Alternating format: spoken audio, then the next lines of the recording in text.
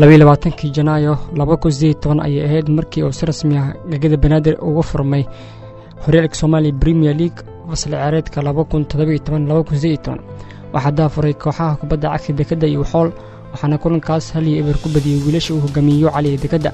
Haddaba xindaabku wuxuu idiin soo bandhigayaa 10kii kulan ugu horeysay Horyaalka Soomaaliya koox ciyaareedkan iyo waxyaalihii ugu waaweynaa ee laga bartay. Goolkii koowaad Horyaalka Soomaaliya Premier League Allahan waxaa loo diiwaangeliyay xidigii hore gobolka Banaadir Cabdinjiib Cusmaan Ibrahim oo weerarka ugu ciyaara naadiga xafidanaysa Horyaalka Soomaaliya ee Dekada.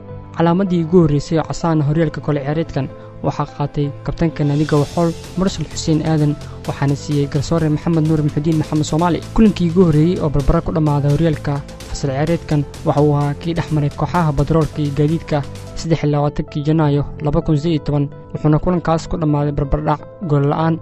saddexleedii ugu horeysay ama hatirkii ugu horeeyay Horyaalka koox ciyaareedkan waxaa dhaliyay laacibka reer Uganda Niazi Ronaldo Yasin oo weerarka ugu ciyaara naadiga booliska Hagan wuxuuna saddexleedaas ka dhaliyay kooxdiisa hore Elman kulan ka tirsan Horyaalka Soomaaliya waxayna ciyaartaas ku dhamaatay 4 gool iyo 1 oo ay guush raacday wiilasha booliska ee Hagan. Calaamadii labaad ee casaanka ama kaarka gaduudan waxaa koox ciyaareedkan loo diiwaangeliyay daafaca naadiga Hagan Axmed Sakhiir Dayib waxaana siiyay garsoore xasan maxamed xaaji xasan baari kulan ay kooxdiisa Hagan 4 gool iyo 1 ku dharbaaxday kooxda kubadda cagta Elman. Goolkii ugu horeeyay kama ama angol waxaa koox ciyaareedkan iska dhaliyay 10kii kulan ugu horeeyay Horyaalka daafaca kooxda Banana Sport Club Ciise Cabduqaadir Ibrahim wuxuuna laacibkan iskaga shubay kulan ay kooxdiisa guuldaro hal iyo eber kala kulantay dhigooda Horseed 26 Janaayo 2018. 10kii kulan ugu horeeyay Horyaalka fasal ciyaareedkan waxaa natiijo siman ku wada dhamaaday 5 ka mid ah.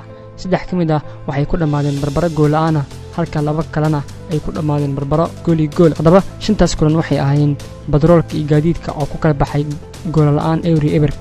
Madbacadda iyo Horseed oo iyagana is arkana waxay ku kala baxeen barbaro gool la'aan. Badroolka iyo Jeeyana oo isfarsaaray waxay ku kala baxeen natiijo talamida oo barbaro gool la'aan halka kooxaha Gaadiidka iyo Dekada ay ku kala tageen barbaro gool iyo gool. Hagan iyo Banana Sport Clubna waxay ku kala baxeen gool iyo gool. kulan ciyaareedkii ugu horeeyay Horyaalka Soomaaliya Premier League oo la bixiyay 2 casaan waxaa loo diiwaangeliyay kulankii dhexmaray kooxaha Gaadiidka iyo Dekada 29 Janaayo 2017 waxaana kulankaas qaatay xidigaha kala Daawud Cabdullaahi Tubal oo khadka dhexe ugu ciyaara Dekada iyo Saadam Cabdullaahi Gaab oo isagana daafac ugu ciyaara naadiga Gaadiidka. Isla ciyaartaas waxaa loo diiwaangeliyay rikoor ah in kabtanka naadiga Dekada Abbas Amiin Maxamed uu dhaliyay goolkulaadkii ugu horeeyay xagaagan Horyaalka Soomaaliya Premier League ama penaltigii ugu horeysay Horyaalka kulan ciyaareedkii labada koox ay ku kala baxeen barbara gool iyo gool.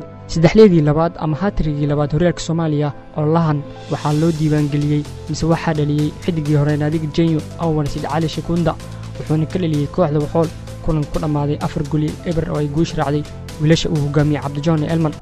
kadib 10kii kulan ugu horeysay Horyaalka haddaba sida loo kala hogaaminaya goolarinta xidigaha kala ah Anwar Sid Cali Shikunda iyo Niazi Ronaldo Yasin oo ka tirsan naadiga booliska Hagan ayaa hadda leh min 4 gool waxaana ku soo xiga dhowr xidig oo iyagana min 1 gool ka dhaliyay Horyaalka 10kii kulan ugu horeysay Horyaalka.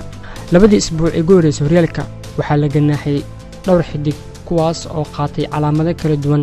haddaba xidigaha la ganaaxay waxaa ka mid ah Mursal Xuseen Aadan oo ka tirsan Xool Axmed Dayib Aadan oo isagana ka tirsan naadiga Hagan iyo Daawud Cabdullaahi Tubal oo qayb ka ah xidigaha kooxda Dekada waxaana dhamaantood la ganaaxay min 3 kulan oo ay ka maqnaan doonaan kooxahooda iyo sidoo kale lacag gaaraysa $150 markii la fiiriyo. waxayna arrintan ka soo baxday waaxda garsoorka xiriirka Soomaaliyeed ee kubadda cagta kadib 10kii kulan ee ugu horeysay Horyaalka. haddaba barnaamijka xindaabka wuxuu idiin soo bandhigayaa 11kii kulan ee la qiimeeyay goolhaye waxaa loogu dhigay Xasan Cabdullaahi Kraama oo ka tirsan naadiga Horseed. laacibkan waxaa lagu qiimeeyay goolkulaad uu ka badbaadiyay kabtanka naadiga Banana Sport Club Daadir Amiin Cali Raagi. daafacyada waxaa loo soo kala xulay xidigaha kala Cabdikariin Abuukar Nuur Bakhari oo ka tirsan kooxda Mabacadda Xasan Sidow Lowle oo ka tirsan Hagan Axmed Cabdullaahi Baanow oo ka tirsan naadiga Banana Sport Club iyo Xasan Xuseen Afgooy oo ka tirsan kooxda Dekada. khadka dhexe waxaa loo soo xulay xidigaha kala Cabdullaahi Yuusuf Xaajow oo ka tirsan Elman Cabdiciis Maxamed Catoosh oo ka tirsan Hagan Ibrahim Maxamed Budka laacib ku magac dheer oo ka tirsan Gaadiidka. weerarka waxaa loo soo xulay bandhigii ay sameeyeen xidigaha kala Anwar Sid Cali iyo soo kale Niazi Ronaldo Yasin oo ka tirsan Hagan Elman iyo Cabduqaadir Aadan Eeno oo isagana ka tirsan kooxda kubadda cagta ee Banana Sport Club.